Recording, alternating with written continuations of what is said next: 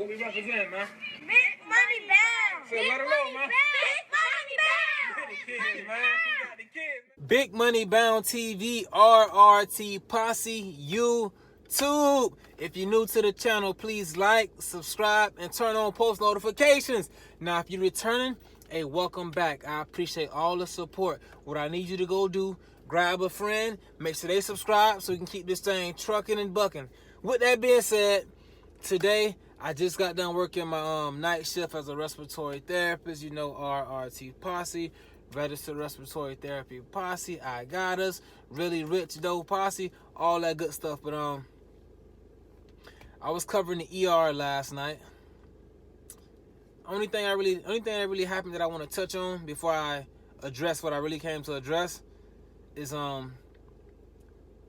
they say a patient in the ER is no PRN treatments. Either the treatment is ordered for a patient or it isn't. So it ain't no, hey, the patient's feeling short of breath. She said she'd like a treatment because she have one.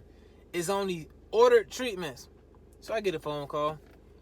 Hey, the patient would like a treatment. I'm like, would like a treatment or there's a treatment ordered? Well, there's one ordered and she would like it. All right, man, this sounds kind of crazy, but all right, no problem. I get in the patient room. Patient sleep like a baby. But you said you wanted. She said she wanted a treatment, but she's sleeping like a baby. Man, the patient like almost 90, man. Hey man, I got the treatment. Oh, I thought they were done doing stuff for me. You got a treatment? I'll take it. All right, so I put the treatment on the patient. It's like 3 treatments back to back to back. Get the patient the treatments. As I'm giving her the treatments, a resident comes in and talking to the patient about, you know, what brought you into the hospital, what's your living conditions like at home, has this ever happened to you, what's happened in the past, all that kind of stuff. I leave out. I come back. Now I admit, I got a little busy. I forgot the treatment was still running on the patient. You feel me? Like, let me go and take this treatment off. So I get in there. The treatment is completely finished. Nothing is coming out of the nebulizer at all. It's still on the patient's face. Nothing coming out. The resident still sitting there asking questions. Hey man, what I came to address though, my dog John Lewis, he hit me up. You know, when the subscribers ask me to create a video about a topic they want me to touch on, it normally take me a little time to get to it because I gotta like navigate and move videos around, see where I want to put this at, and still touch on other videos I already created. So normally if you ask me to do a video, I just put you within that work order, you feel me? Because I got a whole bunch of scheduled videos just waiting to be released. But this certain one is pertaining to like getting some fetty, and it need to be replied to ASAP per the subscriber. So now if y'all talking about getting these riches, getting this fetty, I want to see everybody get paid. So anything pertaining to riches, getting a job, I'm going to address that ASAP. So I got you, dog. So John Lewis, he wrote, keep the videos coming, bro. 100 times 4. Say less. I need some advice. I'm an extern that will be graduating in May. I have been trying to get jobs lined up after graduation. I have recently received a job offer upon graduation. However, I'm debating on whether to accept it. I would eventually have to relocate though, which I don't mind doing so. The place that I am doing my externship at also is interested in hiring me. Although I have no official offer yet, the employees and also the manager likes me. And it is closer to where I live. So basically, do I accept this new job offer? What if the intern site offered me a job after accepting the offer from the other job? Is it wrong for me to decline after accepting an offer? I need your advice. All right. I got to really break down this comment that you left. First things first, I'm going to touch on this. I recently received a job offer upon graduation. All right. When you say you received the job offer, like, do they got something written in stone, or is this just like word of mouth? This is just what somebody has told you verbally. Because really, don't nothing mean nothing. Nothing don't mean nothing until that pen hit that paper with first and last name. And even after that, it's a little bit iffy until you go to that orientation. And when you say upon graduation, does that mean as soon as you graduate, as soon as you complete the program, you go into the job? Because at certain hospitals, they will allow you to get hired right after school, and they give you a 6-month period to get your state license. So you got to keep that in mind too. Now, if they're allowing that, that'd be a good look. So I don't really know. It all depends on if they saying, as soon as you graduate, you can start working. So we got to keep that in mind as well. I would eventually have to relocate though. Now, with that being said, when it comes to relocating, like, I don't know if this is a job offer from a hospital that you interned with at the past or you're somewhat familiar with. But when it comes to relocating to different hospitals in different areas, every area does respiratory therapy differently. In certain areas, the respiratory therapists do the intubation. And in some areas, it's the doctor that does the intubation.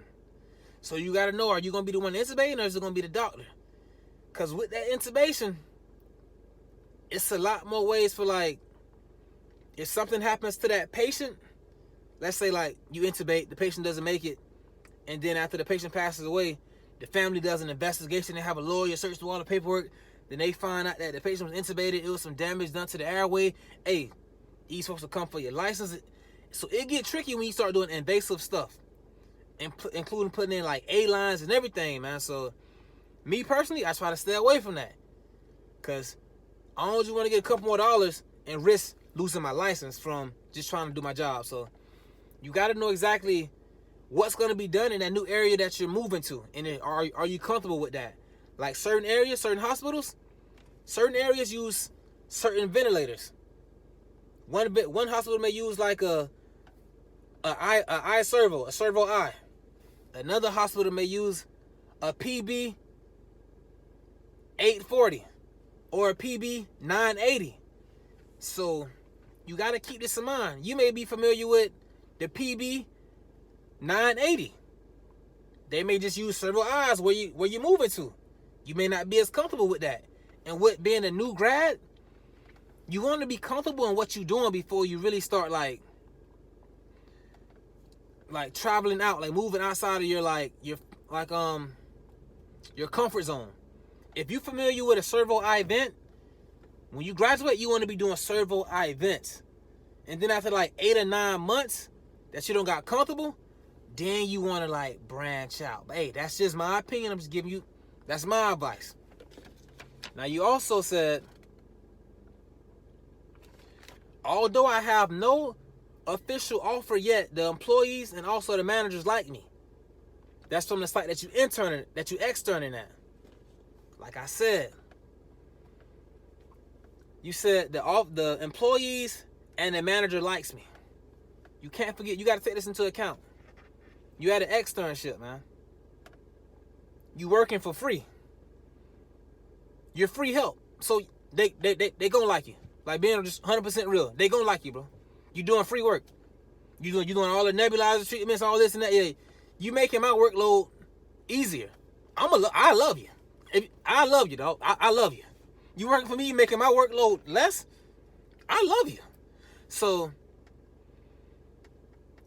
you gotta take that with like kind of like a grain of salt. You gotta like just look at it for what it is. Cause I've been in that situation. I've been at a hospital, man, like working my hardest. I mean, man, I work harder at my internship site than I am now. They telling me, yeah, man, when you graduate, we gonna give you a job. Just come back. I came back. They saying, I don't remember you. Who are you? What's your name, Randy? What? This happened at multiple sites, man. I'm in there working crazy. They told me one thing and did another. I've actually gotten a job, took my ID picture, smiling and happy, got my ID badge, went in to see the nurse, the health nurse. She talking about giving me extra PPD shots and kind of bit my tongue. I need extra PPD shots and all this. Whoa. I'm not getting no more PPD shots. I already got that. I'm not doing that again. Shit, okay, don't worry about it. I leave, I get a phone call the next morning. Yeah, we're gonna look elsewhere.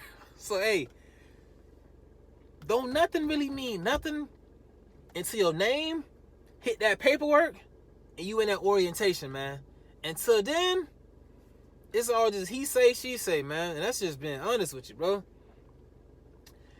And then you also said, is it wrong for me to decline after accepting an offer? All right, this is very important, man. What comes first is you. What's best for you is what you do no matter what. You accept this job because that's guaranteed that they're going to give you that job. You accept that. Then the one that you really wanted, they hire you. What you got to take into, they want to hire you as well. What you got to take into account is who giving the most money. Who giving me the most money? Which site has like the most new grads? Because you don't want to. It's like you say that the one job that offered, the one place that offered you a job upon graduation. Like with that, I'm not sure if you know like the staff that's there, because you don't want to go to a site that's full of like veteran respiratory therapists. That's like older respiratory therapists that's stuck in their ways. They may not be too comfortable seeing like a new grad come in there. They feel like you may be taking overtime from them, or they feel like, oh man, this guy, he just graduated. He thinks he knows everything. He don't know nothing. I've been in the field for the 15, 20 years. I know more than him. He's just a new whippersnapper. And that's how folks is, man. Like, so you got to take all that into consideration. So like, you want to figure out like who's paying the most money. And then like, which one are you gonna be like the most happy at? The most happy, like you're gonna be like, yeah, I'm glad I get to work here. Like this is close to my house, or I wanna move. You feel me? Like which one? So if you accept one, that's cool. A better job comes up. Hey, I appreciate the opportunity. I'm gonna have to decline and leave. I got a better position somewhere else. That's, hey, you taking care of you. Yeah, they're gonna be upset, they're gonna be mad, they're gonna be this and that. But just like if they were to hire you and you don't work out, like they don't like the pace in which you're doing your respiratory therapy job. They don't like the pace in which that you're learning the craft. They don't like how you drawing ABGs. They don't like how you communicating with the doctors and the nurses. What they gonna say? Yeah, we're gonna go in another direction. We're gonna let you go. They're not gonna hesitate to let you go. So you don't hesitate to let them go if something better becomes available. Don't ever worry about, I don't want to let them down. Hey, what comes first is you, man, and your happiness and your well-being. You don't want to accept the job and you finally get it and it ain't really what you thought it would be, and you got a chance to leave, but you don't leave because you accepted something else. Man, forget them folks, man. I'm getting the hell up out of there. Hey, but that's just me, man. That's just me. So my advice is, man, don't just up and leave and go to another hospital site until you are 100% sure what the requirements are with the job, what machines they're going to be using, what's the amount of new grads that they have there, the new employees they have there, like the people that's new to the field, and are you comfortable with doing that? With all that being said, are you going to be comfortable there? Which one is paying the most money? And which one is serious? Which one is not just, which one is going to let you sign that paper that's saying, okay, it's official? You got to take all that into consideration before making your decision. Bro, I wish you the best of luck. Big Money Bound TV.